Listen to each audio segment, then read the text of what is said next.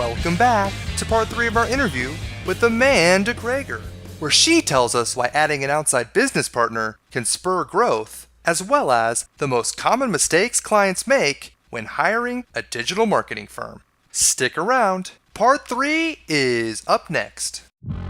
Welcome to this edition of Peak Performers Podcast with your host, Thor Conklin. Thor will be sharing the necessary tools, strategies, and psychology you'll need to become a peak performer in any area of your life or business.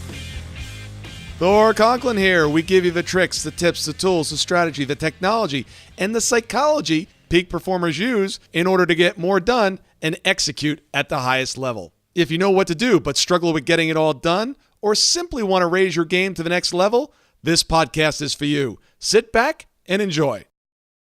Tell me, what do you find with customers that is kind of a common theme of, well, they don't understand or they come unprepared to really utilize an agency like yours fully? You know, what maybe a misconception, or customers nowadays are thinking that we do X.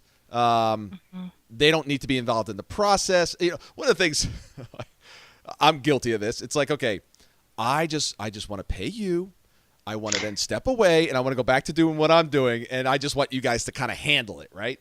Yep. And that might not be a good strategy. What are some of the mistakes clients make is the real question. Yeah. So that actually, what you were talking about, that with just wanting to like walk away and handle it, we are comfortable with a certain degree of that, but there does have to be some level of involvement and oversight from the client. You know, there's got to be commitment on both sides to making it work. Now, we, of course, on our side, try to minimize the amount of strain that we're putting on our clients. Certainly, we know that there are 1,000 other things that you're tackling, and so we don't want to come back to you and say, what shade of purple should this be? And in fact, we don't like really working with clients who like to get that prescriptive about what shade of purple it should be. But there does need to be a shared sense of commitment to the process and the ultimate output in order for there to be success. I hate to break it to you, Thor. All right.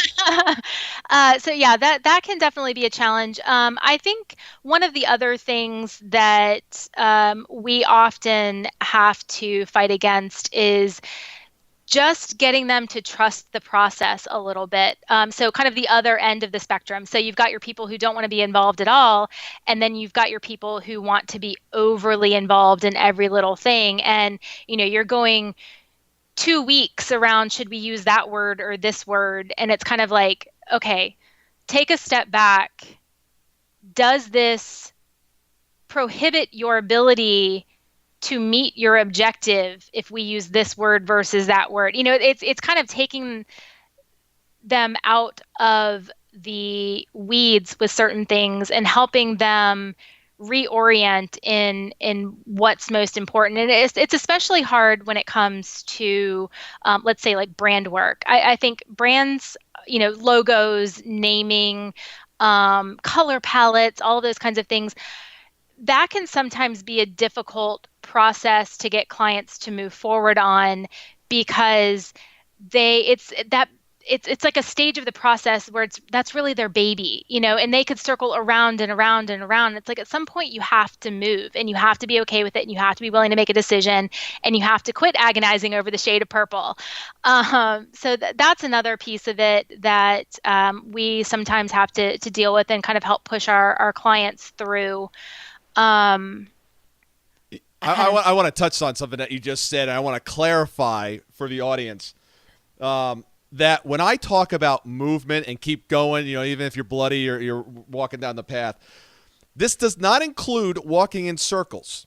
Okay, that is not movement. Okay, that is, or well, I guess it's movement and it's motion. It's not forward motion. Okay, you've got to move past. You've got to make a decision on things, whether it's right or wrong, and keep moving forward, backwards, left, right. Don't keep coming back to the same thing. I just want to clarify that. Thanks for bringing that up, because we see it all the time, right? They think that they're doing work, and all they're doing is walking around in a circle. Mm-hmm. Chasing tails. Yeah, unless you're a racehorse or a greyhound on a racetrack, that is not a good strategy. Yep. One of the other big things that I think that we run into a decent amount that may not be as much of an issue for your particular audience, but the kind of decision making by consensus. That is an area that we've really had to coach our clients through on several occasions. Is there is a way to allow people to contribute to the process and acknowledge that they're being heard, but they don't necessarily get a final decision in everything that comes out of that. And that's a really important distinction, is that you can be heard and you can contribute, but that doesn't mean that you have authority in all of the subsequent decisions beyond it. So you talk about an internal team or you working with the client? No, internal teams. So they'll take something back and want to share it with. Okay, I got you. Yeah. Yeah. And then it becomes a committee, and then let's talk about this, and we'll vote on it next week. And then, no, I want a different color of purple. Yeah. Yep. Yeah, you have to be willing to take a stand, make a decision, and move on. And again, it's fine if you want feedback, but it's not, you can't make decisions by consensus all of the time. Yeah, I'm partially colorblind. So one of the things I have to say is like, okay, I have no idea what like goes together. You know, it's fun. I only have black socks, no navy blue socks. Because if I did, I had navy, I'd walk around with one black and one navy. So, do you color code your closet? I'm not that bad. I'm not like, black and white, but I have trouble. Purple, when you mentioned purple, I kind of laugh because I have trouble telling the difference between purple and blues and navies and that sort of thing. But yep. I can see the red light. I can see the green light. I can see the amber. Amber is green, right? When you see amber, just go faster. Of course. Excellent. That's what I do. That's what I'm going to stick to. All right. So 2 final questions. The first one is, along the way in the last 8 years, where'd you guys screw up? You thought it was a great idea, and it was like, not such a great idea. Mm-hmm. I don't know if this is too safe of an answer, but despite our CEO being an entrepreneur by nature, we played it really safe for a long time in terms of our growth. We were growing, I would say, at an average clip of maybe 15% a year, but it was very, very incremental. And it wasn't until the last couple of years that we said, we're never going to get to where we want to be if we just keep making these tiny little changes and, adding one person here and there and pushing ourselves a little bit more in this direction or that. We really had to take a step back and say, we're not going to transform ourselves this way. We have to take more of an exponential growth mindset. And so that's something that we've done. And thus, the Inc. 5000 this year in our 10th year of business. So I think that was a big thing, is that you can be a little bit too safe in things, even as an entrepreneur sometimes. That's fair. What about a client that there were red flags everywhere, and you're like, I don't know if we should do this, but the dollars were there, and it's like, yeah, let's do this. And any stories or any thoughts around that area? Because that's something that plagues so many entrepreneurs. Yeah, I definitely think that there have been times that we've gone against our gut and made decisions to do work with clients that we maybe felt like weren't a good fit offhand. But again, to your point, it was the money seems good, or there's good growth opportunity here. But, right up front, it was kind of either they're erratic and they don't know what they're trying to do. We can bring a certain sense of focus to things, but if you're so all over the place that you don't even have a good strategy, or you can't get out of the gate, there's only so much that we can do to help. So we've definitely experienced clients like that, or ones where no horror story. Horror story. All right, that's okay. Can't think of one. Yeah. Sorry. All right. Sometimes you'd remember it. It was like, yeah, I remember this guy. Yeah, we had this, and he ended up driving his car through our front window or something, or slashed the tires of the employees, Never to that degree. No. Well, we have. It's early. You've only been around for 10 years. We can. So it sounds like, I don't want to put words in your mouth, but it sounds like one of the best strategies was, hey, let's start taking some chances. Let's ramp this thing up. Let's go for it. Mm-hmm. Yeah, definitely.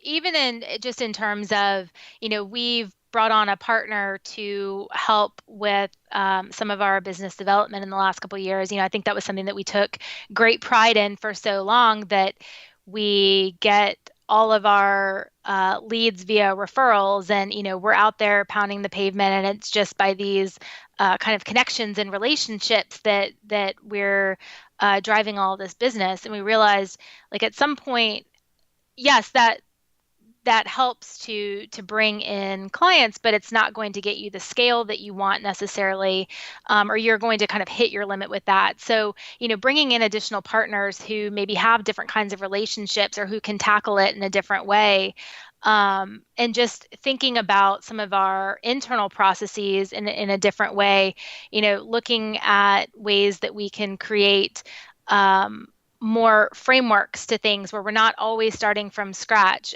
We definitely try not to take a templated approach with things, but it's kind of, how can we start getting ourselves 30% of the way there, versus starting from zero every time. I mean, even just in some of the stupid, simple things you think of, like case studies, every single time we're going out and doing a pitch, we were pulling together these case studies. And then finally we had this moment internally where we're like, why the hell are we doing this from scratch every time? We know what our compelling stories are.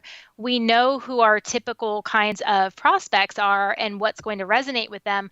Why are we not building out a library? It's just, again, thinking about your processes a little bit different instead of kind of flying by the seat of your pants, which works when you're at a small size, but stops working so well when you're getting bigger and you've got a newer team who's not used to working together as much, or you just don't have the same control and oversight over things. Yeah.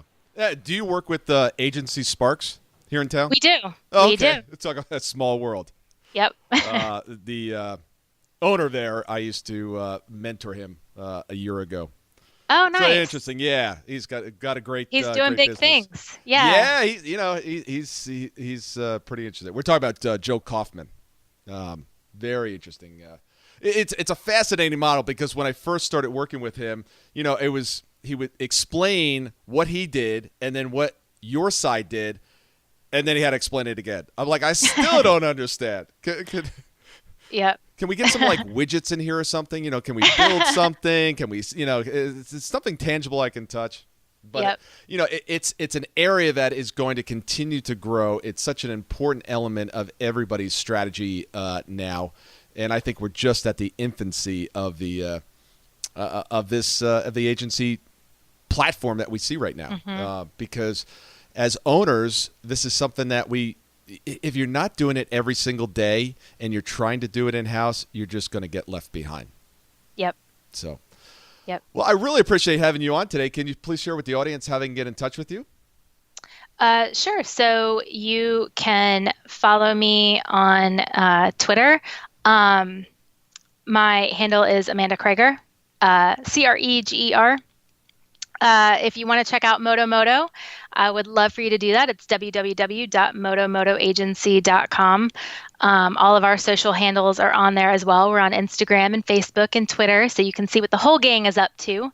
But we would love it if you've got a need and want to reach out, or if you just want to see what I'm up to personally, feel free to follow me on Twitter. Terrific. Amanda, thanks for being on today. We really appreciate it, and look forward to having you back on. Thank you. I appreciate it. Have a good day. You too. Thank you so much for listening today. I really do appreciate your time, and I hope you found today's show valuable. If you would like to receive these shows automatically to your phone or to your computer, simply go to iTunes and subscribe. After listening to several of the shows, if you're so inclined, please leave us a 5-star rating, as this helps us reach additional people and spread the message. If you're truly committed to taking your life to the next level and doing whatever it takes to become a peak performer, but something's holding you back, something is blocking your way, and you just can't seem to figure out what it is, send me an email to info@thorconklin.com, and I'd be more than happy to get on the phone with you. We'll schedule a 15-minute discovery call. No obligation, no cost. I absolutely love to hear from the listeners, and if there's something I can do to help, I'd be more than happy to do that.